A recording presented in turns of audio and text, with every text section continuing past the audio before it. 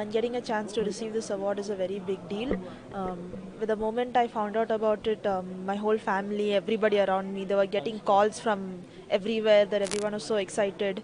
So being here today is very, very amazing. There are friends who are still all the way in Bangalore from different parts in the country who are still telling me that congratulations, this is amazing. So it's a very good feeling that I have.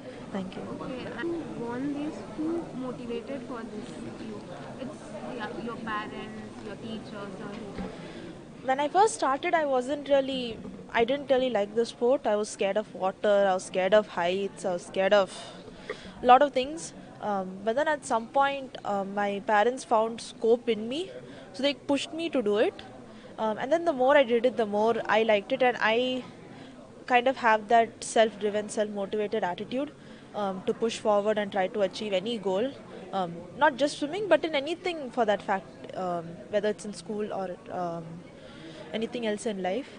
So I think that kind of helped me go forward in the sport. And obviously, I'm not really looking at one particular event. It's like the entire journey and trying to get better throughout the path that I'm going in.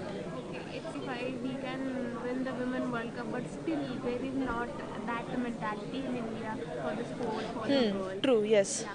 So, Very what true. kind of message do you want to convey to our girls who really want to make a career in sports? That is true. We are much more capable than anybody can tell us that we are. Um, I always, in the beginning, I didn't believe that I was capable. And at some point, I realized that yes, we are much more stronger and much more capable than we think we are. We just need to try and keep going forward. So I think the message would be to everyone that um, just set a very high goal and try to go towards it because it is possible. And I there was a video that once told me that if there is something that is telling us that we can do it, that means it is true. It is not that we are simply overthinking it. So I always try to tell everyone that we should just keep pushing forward in life and not really be too negative about it.